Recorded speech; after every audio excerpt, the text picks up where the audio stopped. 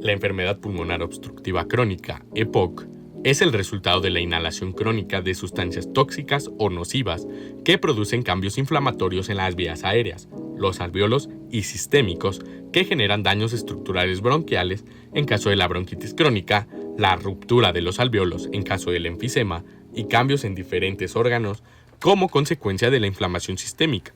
La definición ha cambiado a través del tiempo, especialmente en informes de la GOLD, Global Initiative for Chronic Obstructive Lung Disease, que, en su última versión, la define como una enfermedad común, prevenible y tratable caracterizada por síntomas respiratorios y limitación del flujo aéreo, persistentes debido a anormalidades de los alvéolos y o de las vías aéreas, usualmente causadas por una exposición significativa a partículas o gases nocivos. La bronquitis crónica es una enfermedad caracterizada por una creciente inflamación y mucosidad, es decir, esputo, en las vías respiratorias. Hay obstrucción de las vías aéreas en la bronquitis crónica porque la inflamación y la mucosidad adicional hacen que el interior de las vías respiratorias sea más pequeño. El diagnóstico de bronquitis crónica se realiza en función de los síntomas de una tos que produce mucosidad o flema, la mayoría de los días durante 3 meses, 2 años o más, después de haber descartado otras causas para la tos. Enfisema. El enfisema es una enfermedad en la que se produce daño en las paredes de los sacos de aire, es decir, los alvéolos del pulmón. Normalmente, el pulmón tiene más de 300 millones de alvéolos, que, en general, son elásticos flexibles como globos. Al igual que un globo, hay que esforzarse para hacer estallar el alvéolo normal.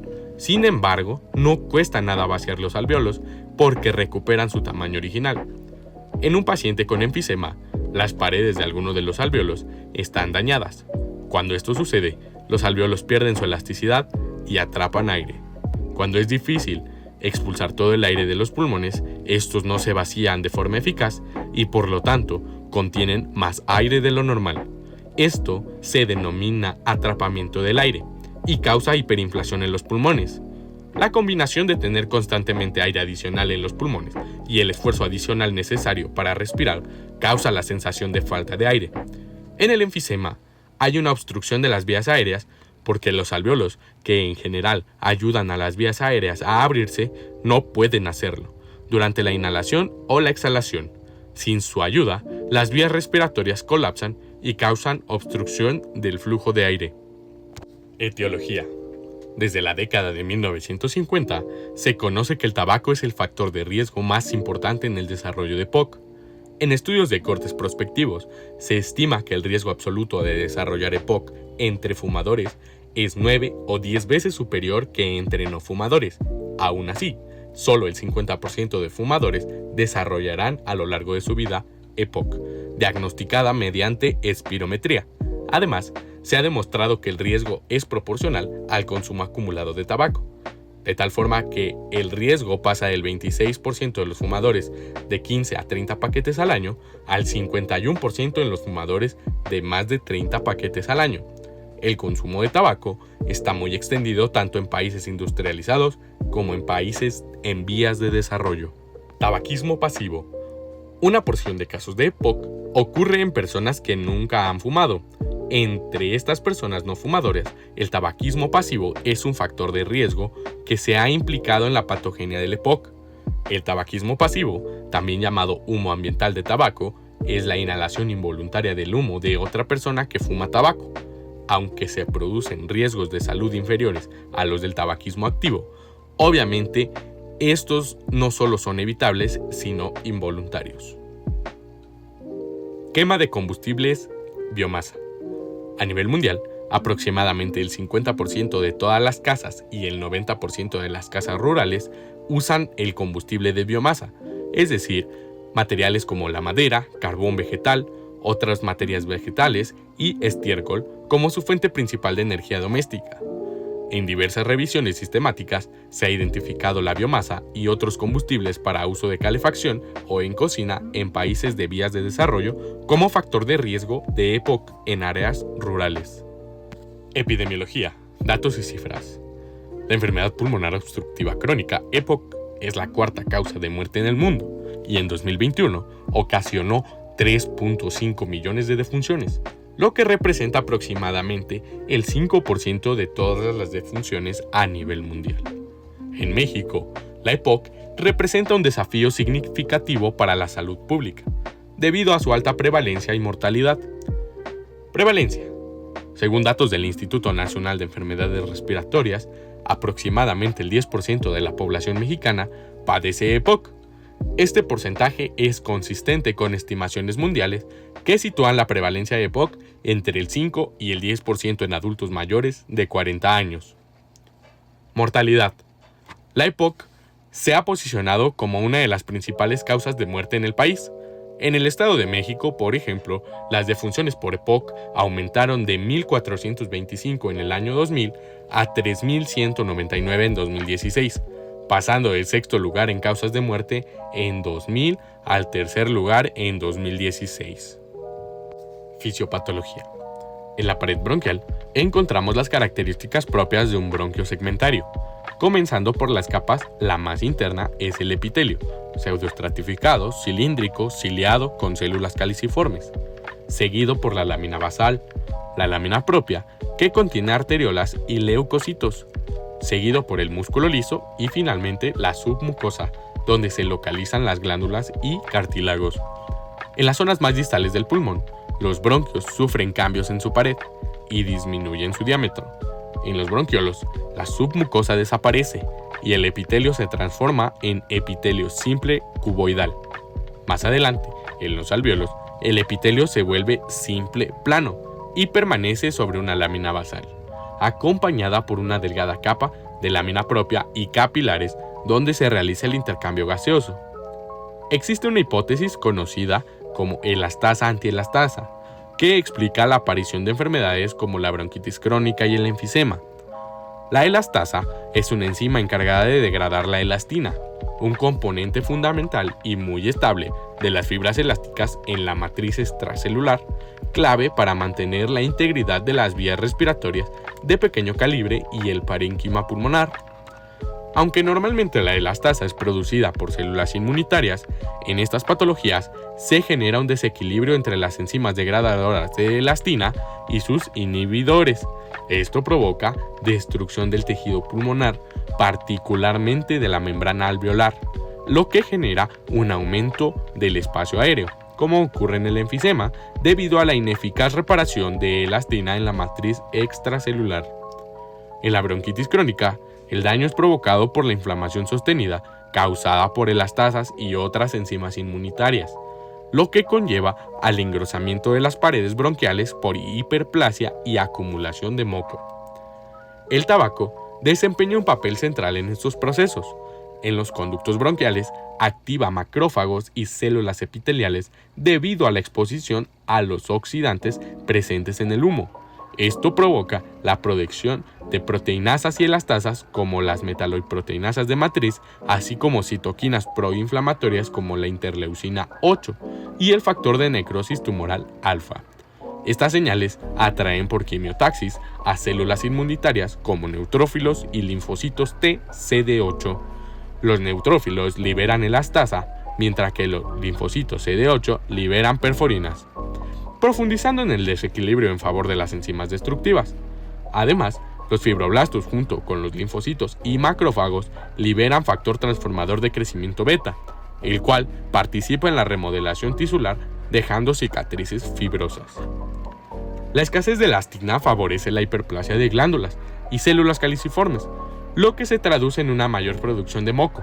Esto explica signos y síntomas como la tos, la expectoración, la dificultad respiratoria, especialmente al expulsar el aire, debido al engrosamiento de las paredes y atrapamiento aéreo. Durante una respiración normal, en la inspiración, el diafragma se contrae y el tórax se expande y los bronquios dilatan su luz, permitiendo el flujo de aire hasta los alvéolos. En la expiración, el diafragma se relaja y asciende, aumentando la presión intratorácica, lo que comprime los bronquios y facilita la salida del aire. En la bronquitis crónica, los bronquios engrosados por hiperplasia y exceso de moco se colapsan más fácilmente durante la expiración, dificultando la expulsión del aire. En el enfisema ocurren 4 fenómenos interrelacionados tras la exposición crónica al humo del tabaco. El primero es la inflamación persistente con liberación de proteínasas elastolíticas que dañan la matriz extracelular. El segundo, el estrés oxidativo, que daña células epiteliales y endoteliales. El tercero, la pérdida de adhesión celular a la matriz extracelular que impide la reparación efectiva. Y el cuarto, la destrucción de las paredes alveolares, lo que permite que los alvéolos se comuniquen entre sí, formando espacios de mayor tamaño, acinos dilatados. Todo esto conduce a una acumulación de aire y una pérdida de retracción elástica en los alvéolos, lo que disminuye la presión expiratoria. Por eso, la disnea es más frecuente y limitante en los pacientes con enfisema. Manifestaciones clínicas. La evaluación clínica del EPOC se basa en la anamnesis y el examen físico. Aunque el diagnóstico es funcional, los síntomas son inespecíficos y se parecen con otras enfermedades respiratorias. La disnea es el síntoma principal, apareciendo inicialmente con el esfuerzo físico y progresando lentamente. La tos y la expectoración, típicamente de color blanco amarillento, son comunes, especialmente en la bronquitis crónica no obstructiva. La exploración física puede ser normal en etapas tempranas, pero en estadios avanzados se puede observar ruidos respiratorios, uso de músculos accesorios y deformidades torácicas. La cianosis central indica hipoxemia grave y se asocia principalmente con el fenotipo de bronquitis crónica. Existen diversos fenotipos de EPOC, incluyendo el mixto, EPOC y asma y el exacerbado. La progresión de la enfermedad varía, siendo más rápida en ciertos casos, influenciada por la intensidad de los síntomas y la presencia del enfisema. Abandonar el tabaco tempranamente puede ralentizar la evolución del EPOC, mejorando la calidad de vida del paciente. Diagnóstico. Los síntomas clínicos no son útiles de manera aislada para establecer el diagnóstico de EPOC. Se podrá considerar el diagnóstico en sujetos de más de 35 años, con tos crónica y con factores de riesgo para EPOC, como el tabaquismo, y en los siguientes síntomas: disnea, tos crónica, producción regular de esputo, bronquitis frecuente en invierno y sibilancias. La disnea es el síntoma primario más importante en la EPOC. Para evaluar el grado de disnea, se recomienda utilizar la escala de disnea relacionada al ejercicio del Medical Council Research. El diagnóstico de EPOC se establece cuando el volumen expiratorio forzado en el primer segundo está por debajo de 80% del predicho, o si la relación volumen expiratorio forzado en el primer segundo con la capacidad vital forzada es menor a 0.7. La espirometría debe realizarse en todo paciente con sospecha y cuadro clínico de EPOC. Para confirmar la presencia de obstrucción de la vía aérea, etapificación y seguimiento, la clasificación de la severidad se basa en la medición del volumen expiratorio forzado en el primer segundo post-broncodilatador. Además, en la existencia de síntomas, atrapamiento de aire, insuficiencia respiratoria, afección sistemática y comorbilidad asociada. Para determinar la gravedad de la EPOC, de manera práctica se recomienda clasificarla en 1 leve, 2 moderada, 3 grave y 4 muy grave. Deben buscarse los antecedentes de tabaquismo, humo de leña y exposición laboral, y en caso de no haberlos, pensar en otros diagnósticos. El interrogatorio dirigido y la semiología de los síntomas son fundamentales. El diagnóstico se confirma con estudio de los pulmones. Historia clínica. Antecedentes y síntomas a investigar en el paciente con EPOC. Edad, más de 40 años. Antecedentes, tabaquismo. El riesgo es a partir de 10 paquetes al año o más. El índice de tabaco se obtiene al multiplicar el número de cigarros que fumó el día por el número de años que ha fumado y el resultado dividido entre 20. Exposición a humo de leña u otros materiales biológicos. El riesgo para adquirir EPOC es a partir de 200 horas por año o más. Este índice se obtiene al multiplicar el número de horas expuesta al día por los años de haber cocinado con leña. Exposición laboral. Polvo, humos, gases, sustancias químicas. Debe investigarse en las siguientes ocupaciones: manufactureras de caucho, plástico, piel, construcción, fábricas textiles y la elaboración de productos alimenticios. Estudios de laboratorio. Hemograma completo. Evaluar policitemia secundaria, es decir, aumento de hematocrito, y descartar anemia que empeore la disnea. Gasometría arterial. Mide presión parcial de oxígeno, presión parcial de CO2, pH y bicarbonato, fundamental para valorar la gravedad de la hipoxemia y la retención de CO2. Niveles séricos de alfa-1 antitripsina, indicados en pacientes jóvenes menores de 45 años o con familiar con EPOC, para descartar déficit hereditario. Bioquímica básica.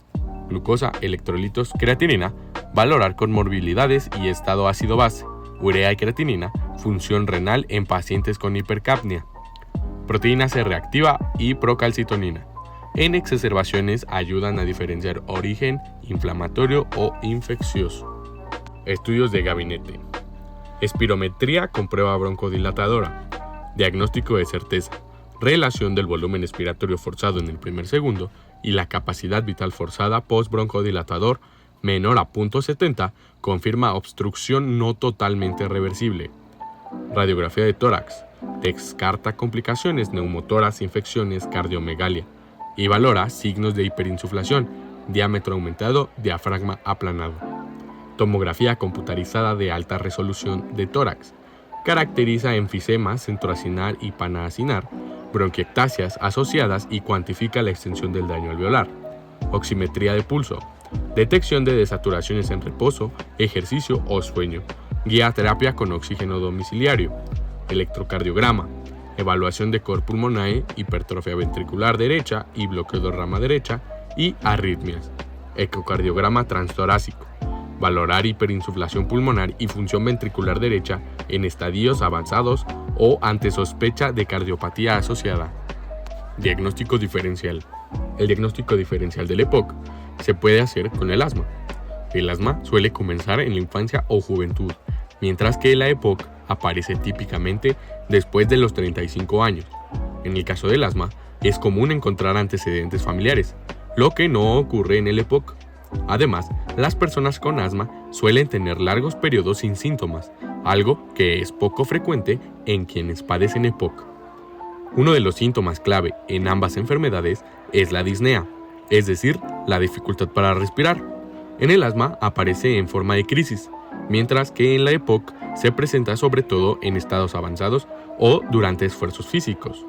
La tos también es un punto de diferencia. En el asma suele ser seca, irritativa y frecuentemente durante la noche. En cambio, la tos en el EPOC es productiva, más constante y con mayor intensidad por las mañanas. Esto se relaciona también con la cantidad de expectoración que es escasa en el asma, pero abundante en el EPOC. En cuanto a la forma de presentación, el asma suele manifestarse de forma repentina, con crisis desencadenadas por factores como el frío, el ejercicio, el polvo o algunas infecciones. En contraste, el EPOC tiene un inicio insidioso, lento y progresivo. Esto influye directamente en la percepción del paciente. Quien tiene asma puede sentirse sano y de pronto enfermarse bruscamente, mientras quien tiene EPOC, los síntomas como la disnea, la tos y la expectoración están presentes casi todo el tiempo. Otros factores importantes son los factores de riesgo. El tabaquismo y la exposición al humo de leña puede estar presente o no en el asma, pero en el EPOC son factores casi siempre presentes, especialmente el hábito de fumar. En la espirometría encontramos otra diferencia clara. En el asma, los valores pueden ser normales entre crisis, y la obstrucción bronquial es completamente reversible con el tratamiento. En cambio, en el EPOC se observa una obstrucción persistente, sin reversibilidad con broncodilatadores. Respecto a los hallazgos físicos, las sibilancias son mucho más marcadas en el asma, mientras que en el EPOC pueden estar presentes, pero suelen ser menos intensas. Finalmente, en la radiografía de tórax, el asma no suele mostrar alteraciones, mientras que en la EPOC se pueden observar signos compatibles con bronquitis crónica o enfisema. En resumen, aunque asma y EPOC pueden parecer similares por compartir síntomas respiratorios, sus diferencias en cuanto al inicio, evolución, factores desencadenantes, pruebas diagnósticas y respuesta al tratamiento son fundamentales para diferenciarlas correctamente y brindar un manejo adecuado a cada paciente.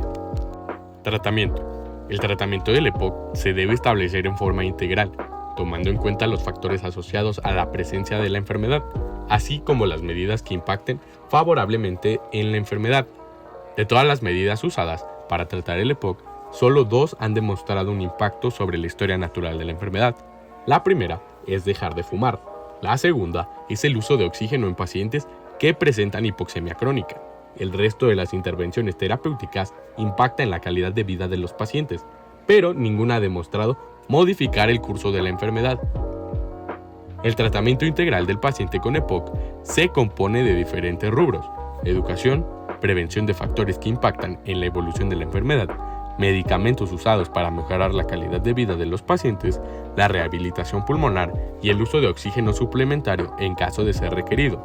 Las medidas terapéuticas en la EPOC tienen varias metas, entre ellas, evitar la progresión de la enfermedad, mejorar los síntomas, mejorar la tolerancia al ejercicio, prevenir y tratar complicaciones y disminuir la mortalidad.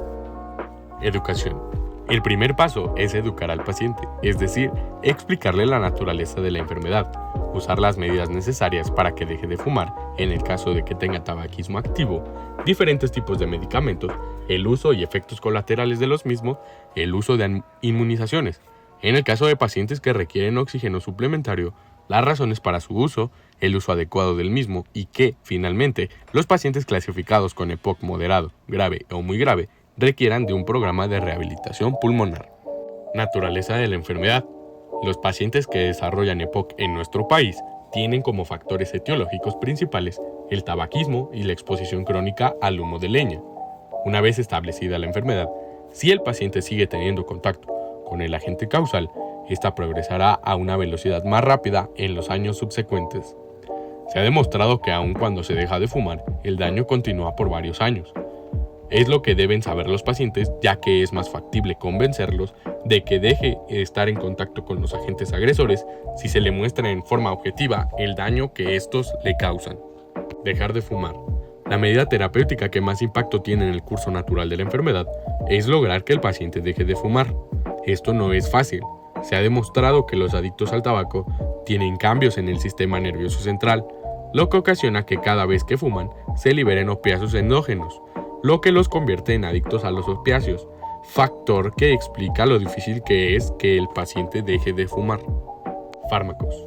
Son principalmente los broncodilatadores. Estos son de 3 diferentes clases: anticolinérgicos, beta-2 agonistas y xantinas.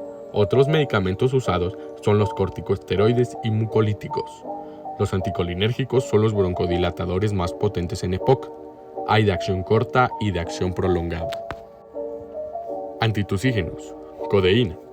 La codeína es un antitusígeno de acción central que actúa sobre los receptores opioides en el cerebro, específicamente en el centro de la tos, inhibiendo la respuesta a estímulos que desencadenan el reflejo de la tos. Esta acción central reduce la frecuencia y la intensidad de la tos. Dextrometorfano. Es un antitusígeno de acción central que actúa sobre el centro de la tos en el cerebro. Se une a los receptores N-metil-D-aspartato, lo que inhibe la transmisión de impulsos que provocan el reflejo de la tos. A diferencia de los opioides, no tiene propiedades analgésicas y sedantes significativas. Benzonatato. Es un antitusígeno de acción periférica que actúa sobre los receptores localizados en las vías respiratorias. Bloquea los receptores de estiramiento de las vías respiratorias y los nervios sensitivos, inhibiendo el reflejo de la tos de manera periférica. Esto reduce la necesidad de toser en condiciones donde la tos no es productiva. Dopropicina. Es un antitusígeno de acción central y periférica. Actúa inhibiendo el reflejo de la tos a nivel central en el cerebro, como en los receptores periféricos de las vías respiratorias. Al actuar sobre ambos mecanismos, reduce la intensidad y frecuencia de la tos. Levodoropropicina. Es un antitusígeno de acción periférica que actúa sobre los receptores de la tos en las vías respiratorias. Bloquea los receptores sensoriales de las vías respiratorias, inhibiendo la estimulación del reflejo de la tos. Este efecto es específico para la tos no productiva, lo que hace útil en el tratamiento de la tos irritante. Oxalamina. Es un antitusígeno de acción periférica que actúa inhibiendo los receptores sensoriales de la tos en las vías respiratorias. Al bloquear la estimulación de receptores, reduce la frecuencia e intensidad de la tos no productiva.